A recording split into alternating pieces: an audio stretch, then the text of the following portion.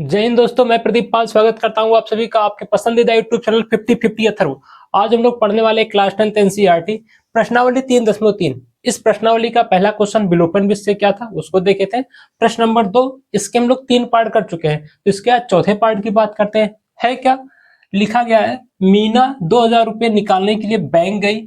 उसने खजांची से 50 रुपए तथा 100 रुपए के नोट देने के लिए कहा।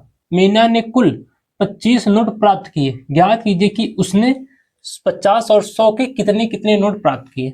मैं अगर आपको थोड़ा सा एग्जांपल देके समझाऊं तो बहुत आस्ते से बहुत अच्छे समझ में आएगा। शुरू करता हूं। मान लेता हूं कि मेरे पास 100 रुपया है। ये जो 100 रुपए है इसमें से 60 रुपए का नोट जो है वो 10 रुपए वाला है। 60 रुपए का मतलब कि 6 नोट हमारे पास कितने का है, 10 रुपए का, और बाकी दो जो नोट है वो 20 रुपए का है। बात को अभी रिलेट करते होगे तुरंत क्वेश्चन बहुत जल्दी खत्म हो जाएगा। कैसे, बात समझना। टोटल मेरे पास कितने हैं, कुल 100 रुपए है। इस 100 रुपए से मैं देख क्या पा रहा हूं, 10 रुपए का नोट कितना है, 6, और 20 रुपए का नोट कितना है, 2। तो 60 ये हो जाएगा और प्लस 2 का गुणा करवाएंगे तो 40 ये हो जाएगा। सब मिला के 100 रुपए बन जा रहे। तो 100 रुपए बनने के लिए मैंने क्या कराया, 60 रुपए का नोट जो है वो 10-10 रुपए वाला था, और जो 20 का नोट है वो 2 नोट था। तो दोनों मिला के हमारे पास 100 रुपए हो जा रहे हैं। तो चीजें, दो चीज समझना, कितने नोट हैं। अगर आपसे कोई पूछेगा मेरे पास नोटों की संख्या क्या है, तो आप क्या बता पाएंगे, 6 नोट 10 रुपए का है, 2 नोट 20 रुपए का।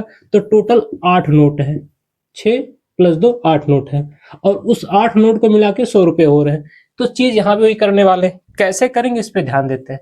बोला क्या, ज्ञात कीजिए कि उसने 50 और 100 रुपए के कितने कितने नोट प्राप्त किए। तो जो पूछता वही मान लेते हैं। माना क्या, माना 50 रुपए के नोटों की संख्या x है तथा 100 रुपए के नोटों की संख्या y है। ये दो चीज मान ली है।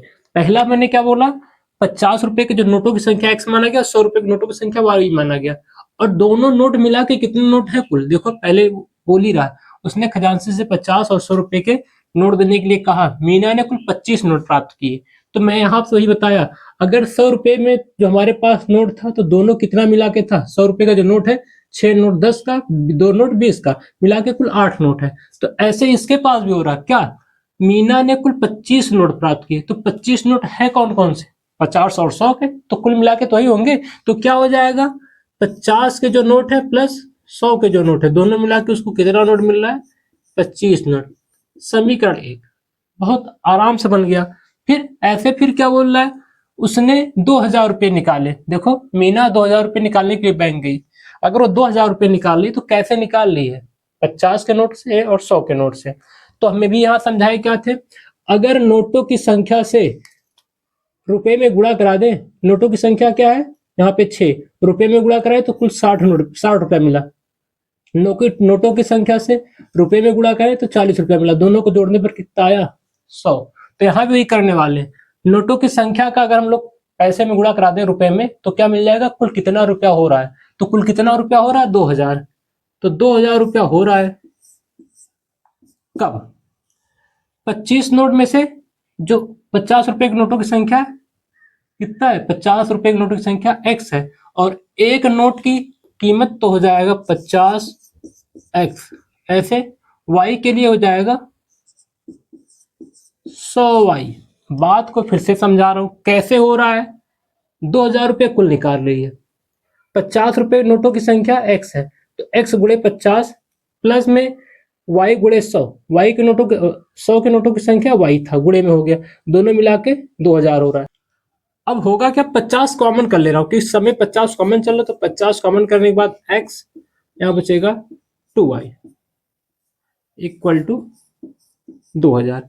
0 से 0 कैंसिल, 5 1 के 5, 5 चौक 20। तो आया क्या, x plus 2y equal to 40। ये हमारा सेकंड इक्वेशन आ गया। पहला equation x plus y equal to 25 आया, सेकंड इक्वेशन आया x plus 2y equal to 40। इन दोनों समीकरण को सॉल्व कर लेंगे तो हमारा x और y का मान मिल जाएगा। लगाने वाले हम लोग यहाँ पे विलोपन विधि, तो पहला समीकरण लिख लेते हैं x plus y equal to 25 और दूसरा समीकरण है x plus 2y equal to 40।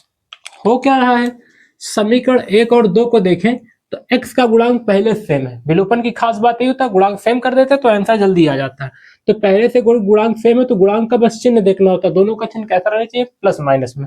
तो दोनों प्लस में, यानी एक प्लस रहना चाहिए, दूसरा माइनस कर दो तो होगा क्या, समीकरण 1 से समीकरण 2 को माइनस कर दे रहे हैं। जब माइनस करेंगे तो क्या हो जाएगा, चिन्ह बदल जाएगा। ध्यान रखना, माइनस करने पे चिन्ह बदल जाता तो कैंसिल हो जाएगा। -2i प्लस वाई घट के आएगा -y equal to -40 plus 25 minus का 15 माइनस माइनस प्लस, तो आएगा क्या, y की वैल्यू 15 आ गया। यानी जो 100 रुपए के नोटों की संख्या है वो क्या माना गया था, y। तो 100 रुपए के जो नोट है वो 15 है। ठीक, यहाँ पे लाके किसी में एक 15 रख देते हैं तो हो जाएगा y का मान। समीकरण 2 में रखने पर, समीकरण 2 में y का मान रखने, y इक्वल टू 15 तो रखेंगे क्या हो जाएगा, x टू y की वैल्यू 15 तो हो जाएगा x 15 दूनी 30, x इक्वल टू आ जाएगा 40 माइनस 30 इक्वल टू 10। ये हो जाएगा हमारे 50 के नोटों की संख्या, यानी x इक्वल टू कितना आ जाएगा, 10। तो लिखेंगे आंसर 100 रुपए के नोटों की संख्या